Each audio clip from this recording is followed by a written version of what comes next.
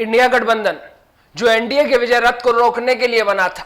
India गठबंधन का वो मंच जिससे एकता और संविधान बचाने की बात होती थी। उसी गठबंधन ने एक वर्ग के मन में विश्वास जगाया था कि अब एनडीए को हराना मुश्किल नहीं है।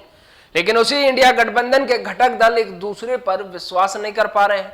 3 विशाल बैठकों के बाद ये गाड़ी सीट शेयरिंग पर आकर अटक गई है। नमस्कार, मेरा नाम है नावेद और आप देख रहे हैं द लीडर हिंदी।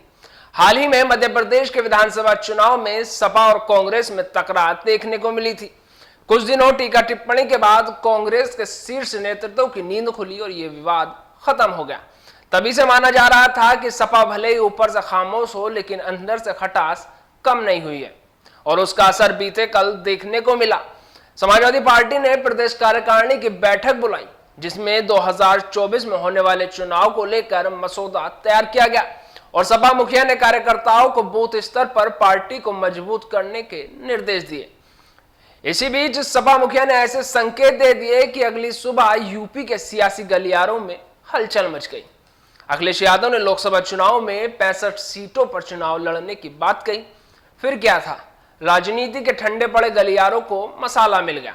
सपा नेताओं के बयान आने शुरू हो गए, जिसमें सबसे पहले सपा प्रवक्ता फखरुल हसन चांद का बयान सामने आया। सुनिए उन्होंने क्या कुछ कहा। देखिए, आदरणीय अखिलेश यादव जी ने कहा कि समाजवादी पार्टी इंडिया गठबंधन का हिस्सा है, उत्तर प्रदेश में सबसे बड़ा दल है। समाजवादी पार्टी को उत्तर प्रदेश के विधानसभा चुनाव में 35% से ज्यादा वोट शेयर मिला था।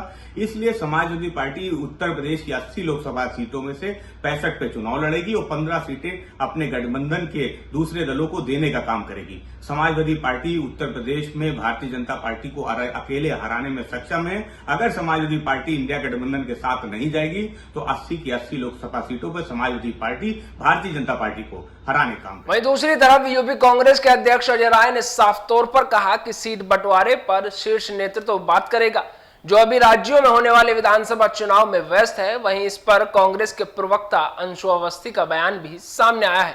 सुनिए उन्होंने क्या कुछ कहा।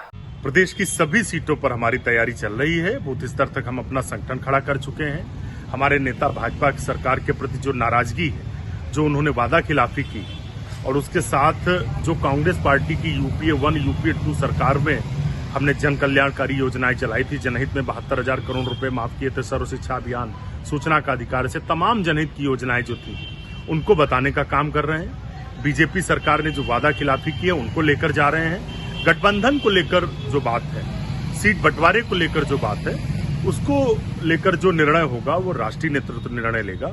लेकिन हमारी तैयारी प्रदेश की सभी सीटों पर है।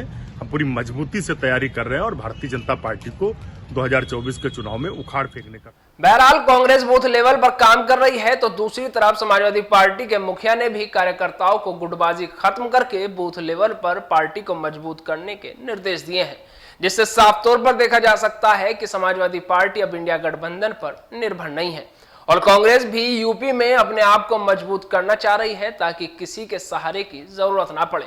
लेकिन यूपी भाजपा का केंद्र बन चुका है और यहां बिना गठबंधन के भाजपा को हराना मुश्किल हो सकता है। खैर, आगे क्या होता है ये तो आने वाला समय बताएगा। आपको ये वीडियो कैसी लगी हो कमेंट बॉक्स में जरूर बताइएगा और हमारे चैनल को लाइक, शेयर और सब्सक्राइब जरूर करिएगा। धन्यवाद।